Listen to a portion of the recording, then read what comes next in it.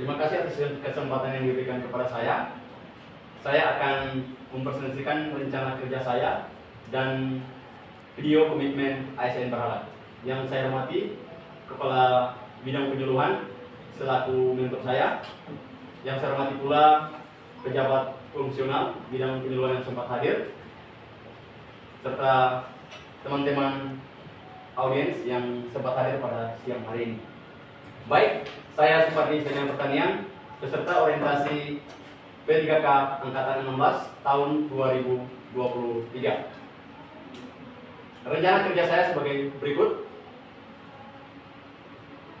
Sebelum saya melangkah ke rencana kerja saya, adapun dasar hukum yang menjadi acuan bagi saya, yang pertama Undang-Undang Nomor 5 Tahun 2014 tentang Aparatur Sipil Negara yang telah diubah dengan Undang-Undang Nomor 20 Tahun 2023. Selanjutnya, Peraturan Pemerintah Nomor 49 Tahun 2018 tentang manajemen P3K. Peraturan Pemerintah Pendaya-gunaan Aparatur Sipil Negara Nomor 49 Tahun 2018 tentang pembinaan P3K yang menduduki jabatan fungsional. Selanjutnya, Peraturan Presiden Nomor 38 Tahun 2020 tentang jabatan yang diisi oleh P3K. Peraturan Lembaga Administrasi Negara Nomor 15 Tahun 2020 tentang pengembangan kompetensi pegawai pemerintah dengan perjanjian kerja. Yang terakhir, Keputusan Lembaga Administrasi Negara Nomor 289 Tahun 2022 tentang pedoman orientasi pegawai pemerintah dengan perjanjian kerja. Ini yang menjadi acuan dasar hukum bagi saya untuk menyusun rencana kerja.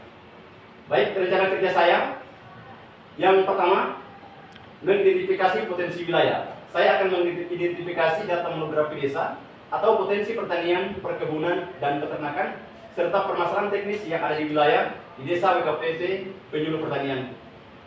Selanjutnya, dari identifikasi, saya akan menyusun program penyuluhan pertanian atau disebut program penyuluhan pertanian yang menjadi arah dan pedoman sebagai alat pengendali pencapaian tujuan penyuluhan berdasarkan identifikasi potensi wilayah yang telah saya lakukan sebelumnya.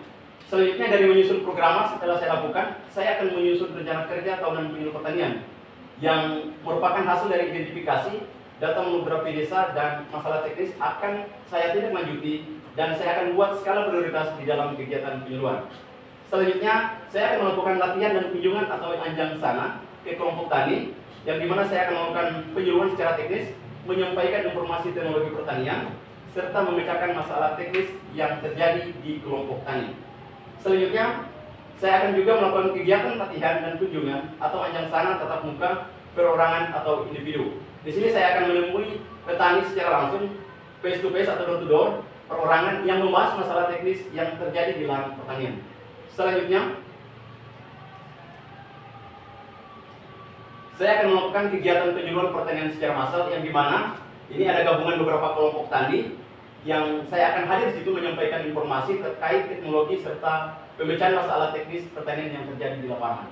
Selanjutnya, saya akan menyusun materi penyuluhan dalam bentuk brosur, leaflet, dan folder. Nah, ini memberikan arah dan pedoman sebagai alat pengendali pencapaian tujuan saya, khususnya tujuan penyuluhan, berdasarkan identifikasi potensi wilayah yang telah saya lakukan sebelumnya. Selanjutnya, saya akan mengikuti temu teknis dan temu tugas pertemuan 2 mingguan di tingkat TPP. Ini berdasarkan kebutuhan penyuluh di wilayah kerja penyuluh pertanian, serta keinginan pelaku utama untuk bermitra dengan pelaku usaha. Selanjutnya, setelah saya melakukan kunjungan dan sebagainya, ada evaluasi pelaksanaan penyuluhan pertanian, yaitu untuk memperoleh informasi yang relevan tentang sejauh mana tujuan program penyuluhan pertanian yang dapat dicapai ataupun yang belum dapat dicapai. Selanjutnya, ada evaluasi dampak penyuluhan pertanian. Evaluasi dampak pelaksanaan penyuluhan pertanian ini memberikan gambaran pengaruh nyata atau tidak nyata terhadap pencapaian yang telah direncanakan sebelumnya. Selanjutnya, ada pelaporan yang menjadi wajib bagi penyuluh pertanian untuk melaporkan secara tertulis. Baik Bapak Ibu, ini rencana kerja inovasi yang saya telah lakukan sebelumnya dan akan saya kembangkan saya akan kembangkan rencana saya ke 1 tahun untuk penyuluh pertanian.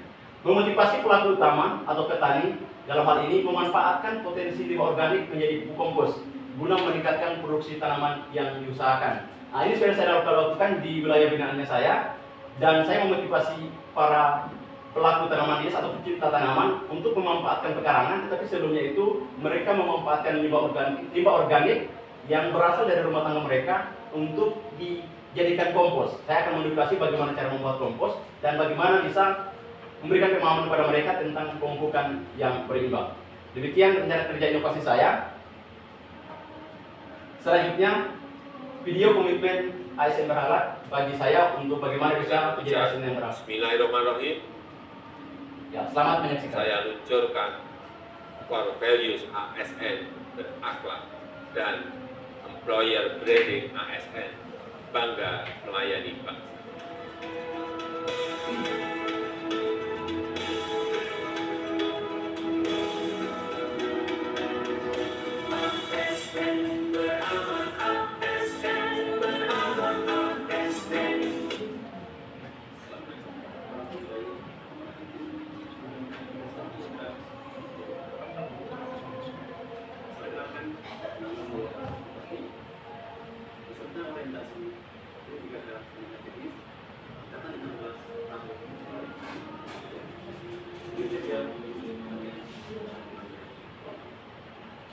Sebagai ASN yang berempat, saya berkomitmen yang pertama berorientasi kepada pelayanan.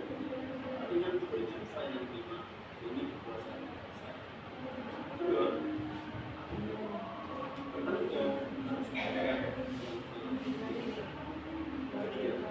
kompetensi, usulannya dan mengembangkan. Yang keempat, isolasi, saling bekerja menghargai. Kelima, loyal, berintegrasi dan mengembangkan. Enam, artinya kita terus berinovasi dan antusias yang menggerakkan serta praktik menghadapi perubahan. Yang ketujuh, global, artinya membangun kerjasama dengan sendiri. Sekian dari saya. Mari kita menjadi ASN yang